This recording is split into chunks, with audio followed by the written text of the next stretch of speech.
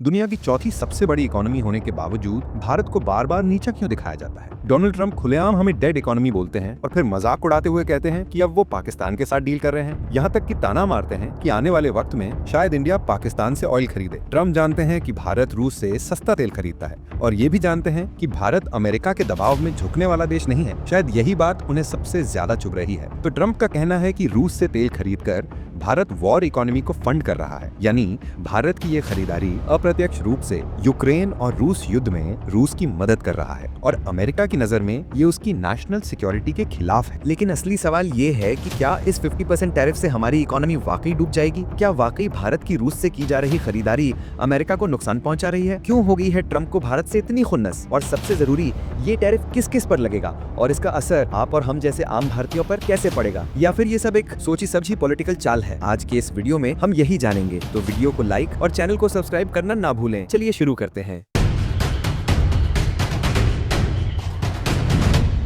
दोस्तों, Trump Ukraine का समर्थन करते हैं और भारत का रूस से पुराना रणनीतिक रिश्ता है, लेकिन ट्रंप और पुतिन की बिल्कुल नहीं बनती। इसीलिए ट्रंप बार बार भारत को धमकी दे रहे हैं कि रूस से तेल खरीदना बंद करो। लेकिन अब जरा हैरान करने वाली बात सुनिए, वो ट्रंप जिन्हें भारत के रूस से तेल खरीदने पर इतनी आपत्ति है, उसी अमेरिका ने 2024 में रूस से कुल व्यापार, जिसमें माल और सेवाएं दोनों शामिल हैं, करीब $5.2 बिलियन किया। और ये कहानी यहीं खत्म नहीं होती। सिर्फ जनवरी से मई 2025 के बीच ही अमेरिका ने रूस से $2.1 बिलियन का माल इम्पोर्ट कर लिया है। यानी साल अभी बाकी है, लेकिन आंकड़े पहले ही काफी बड़े हैं। दरअसल पिछले साल की तुलना में अमेरिका ने रूस के साथ 23% ज्यादा व्यापार किया है। और जब ट्रंप से इस बारे में पूछा गया तो उनका जवाब था, मुझे नहीं पता, मुझे चेक करना पड़ेगा। आप खुद सुन लीजिए। President, India says that the US imports Russian uranium, chemicals, fertilizers, while criticizing their energy imports. Your response to that, sir? I don't know anything about it. I'd have to check, but we'll get back to you on that. Yep. अब जरा Europe की तरफ देखिए। 2024 में यूरोपीय संघ और रूस का कुल व्यापार था 67 बिलियन यूरोज,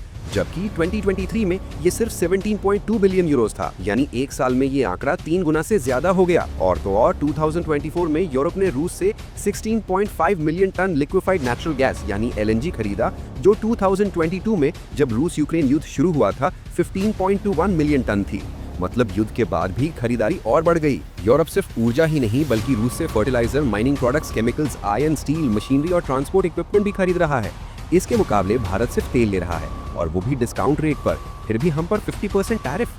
अमेरिका भी रूस से सिर्फ साधारण चीजें नहीं बल्कि यूरेनियम हेक्साफ्लोराइड अपनी न्यूक्लियर इंडस्ट्री के लिए और पैलेडियम EV बैटरियों और ज्वेलरी के लिए खरीद रहा है। ट्रंप के लिए ये सब सही है, लेकिन भारत का तेल खरीदना गलत। दोस्तों, भारत ने रूस से सस्ता तेल 2022 में खरीदना शुरू किया, ठीक रूस यूक्रेन युद्ध के बाद। 2022 से पहले रूस का हिस्सा हमारे क्रूड ऑयल इंपोर्ट में सिर्फ 1-2% था, लेकिन आज ये 35-40% है। भारत हर दिन करीब 2 मिलियन बैरल तेल रूस से लेता है, जो बाकी देशों से $2 से $5 प्रति बैरल सस्ता मिलता है। इससे हमें हर साल 10 से 14 बिलियन डॉलर्स की बचत होती है। अगर हम ये तेल रूस से खरीदना बंद करें तो ईंधन महंगा होगा, रिफाइनिंग मार्जिन गिरेगा और अर्थव्यवस्था पर झटका लगेगा। दूसरी तरफ भारत अब रूस का सबसे बड़ा ऑयल खरीदार बन चुका है। उसके 1/3 ऑयल एक्सपोर्ट सिर्फ हमारे यहाँ होता है। युद्ध के दौरान रूस ने भारत को प्रस्ताव दिया कि वो हमें बाजार से कम दाम पर तेल बेचेगा और इसकी पेमेंट हम अमेरिकी डॉलर के बजाय भारतीय रुपए में कर सकते हैं। तब इंडिया ने प्रस्ताव को एक्सेप्ट किया और इस व्यवस्था से भारत का डॉलर रिजर्व सुरक्षित है और विदेशी मुद्रा पर निर्भरता भी कम है। तो अब भारत की इकोनॉमी पर क्या असर पड़ेगा ये जान लेते हैं। सबसे पहले एक्सपोर्ट घटेगा। भारत और अमेरिका के बीच व्यापार संबंध बेहद मजबूत हैं। हर साल भारत अमेरिका को करीब $120 बिलियन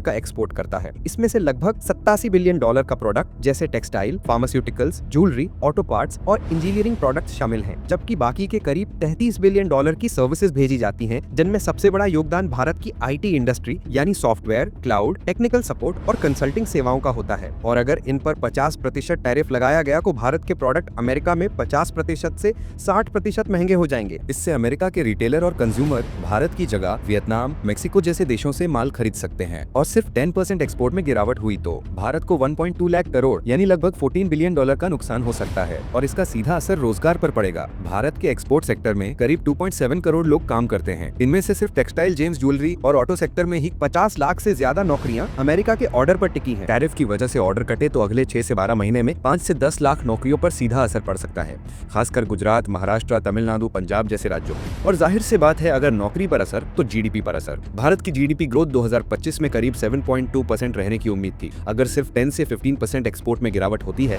तो जीडीपी में 0.3% से 0.5% की गिरावट आ सकती है। मतलब ये कि भारत की रफ्तार 6% या उससे कम पर आ सकती है, जो लॉन्ग टर्म निवेशकों और IMF, वर्ल्ड बैंक जैसे संस्थानों को परेशान कर सकता है। और तो और रुपया और ट्रेड डेफिसिट पर भी दबाव पड़ेगा। भारत का अभी का ट्रेड डेफिसिट करीब 20 से 22 मिलियन डॉलर प्रति महीना है। अगर एक्सपोर्ट घटा और डॉलर की मांग बढ़ी तो रुपया 100 रुपीस पर डॉलर तक गिर सकता है। इससे पेट्रोलियम, मोबाइल, इलेक्ट्रॉनिक्स जैसे आयात महंगे होंगे और महंगाई बढ़ेगी। साथ ही अमेरिका से ट्रेड बैलेंस और बिगड़ेगा, जिससे भारत पर और भी डिप्लोमेटिक दबाव पड़ सकता है। ओवरऑल बात करें तो अगर हमारी इकोनॉमी 6% से भी नीचे गिरती है तो 5 ट्रिलियन डॉलर की इकोनॉमी बनने का सपना और भी दूर चला जाएगा। अभी हमें हर साल कम से कम 8% की जीडीपी ग्रोथ चाहिए ताकि हम 2030 तक उस लक्ष्य को छू सकें। लेकिन अगर टैरिफ का असर लंबे समय तक रहा तो हम न केवल उस लक्ष्य से पीछे हट जाएंगे बल्कि दुनिया की टॉप 5 इकोनॉमीज की लिस्ट से भी नीचे जा सकते हैं। ऐसे में अब सवाल ये उठता है कि भारत सरकार को इस हालात से निपटने के लिए क्या करना चाहिए। सरकार के पास अब 2 रास्ते हैं, या तो अमेरिका के साथ सीधे बातचीत करके किसी ट्रेड डील या छूट की कोशिश करे जैसा कि पहले भी हुआ है, या फिर मेक इन इंडिया और एक्सपोर्ट डाइवर्सिफिकेशन जैसे मिशन को तेजी से आगे बढ़ाए। भारत को अब वैकल्पिक बाजार खोजने होंगे, जैसे अफ्रीका, यूरोप, मिडिल ईस्ट और साउथ ईस्ट एशिया,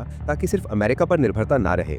साथ ही सरकार को एक्सपोर्टर्स को टैक्स छूट, सब्सिडी और आसान लोन जैसी राहतें देनी होंगी ताकि कंपनियां इस झटके को झेल सके और मजबूत बनी रहे। क्योंकि आज सिर्फ कारोबार का सवाल नहीं है, ये देश की आर्थिक ताकत और ग्लोबल साख का सवाल भी है। आप क्या सोचते हैं, क्या भारत इस टैरिफ वॉर से मजबूत होकर निकलेगा या फिर ये हमारी इकोनॉमी को धीमा कर देगा? नीचे कमेंट में जरूर बताइए। और अगर वीडियो इन्फॉर्मेटिव लगा हो तो इसे अपने दोस्तों के साथ शेयर करें और चैनल को सब्सक्राइब करना और वीडियो को लाइक करना न भूलें। फिर मिलते हैं अगले वीडियो में। धन्यवाद।